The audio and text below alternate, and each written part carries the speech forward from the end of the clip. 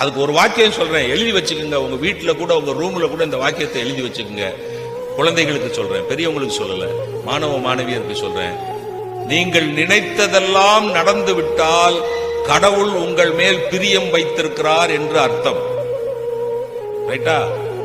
நீங்கள் நினைத்ததெல்லாம் நினைத்தபடி நடந்து விட்டால் கடவுள் உங்கள் மேல் பிரியம் வைத்திருக்கிறார் என்று அர்த்தம். நீங்கள் நினைத்தது எதுவும் நடக்கவில்லை என்றால் கடவுள் உங்கள் மேல் நம்பிக்கை வைத்திருக்கிறார் என்று அர்த்தம். வாழ்க்கை நமக்கு வாய்ப்புகளைத்தான் தரும், ஒருபோதும் வெற்றிகளை தருவதில்லை. யார் ஒருவர் வாய்ப்புகளை பயன்படுத்திக் கொள்கிறார்களோ அவர்கள் வாசலுக்கு வெற்றி தேடி வருகிறது. எப்போதும் ஒருவரை தேடிச் சென்று உங்கள் அன்பை நிரூபிக்க நினைக்காதீர்கள். ஏனெனில் உங்கள் மீது உண்மையான அன்பு கொண்டவர்களிடம் நீங்கள் உங்கள் அன்பை நிரூபிக்க தேவையே இல்லை.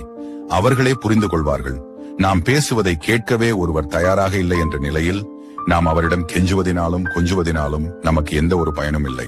நீ எவ்வளவு நல்லவனாய் இருக்கின்றாய் என்பது இங்கு ஒரு பொருட்டே இல்லை. உன்னிடம் பணம் இல்லை என்றால் தேவையில்லாமல் நீ அவமானப்படுவாய். உன் மனதில் பதட்டம் ஏற்படுகின்றது என்றால் உன் மனக்கண்கள் அடைக்கப்பட்டிருக்கின்றன என்று அர்த்தம். மீதமுள்ள வாழ்நாளை எப்படி பயன்படுத்துவது என்று தெரிந்த ஒருவன் தான் இழந்த நாட்களை குறித்து கவலைப்பட மாட்டான். வெற்று நம்பிக்கையில் வாழ்வை வீண்வரையம் செய்யாதே. யாரையும் குற்றப்படுத்தாதே. எல்லோரும் ஒருவித சூழல் கைதிகளே.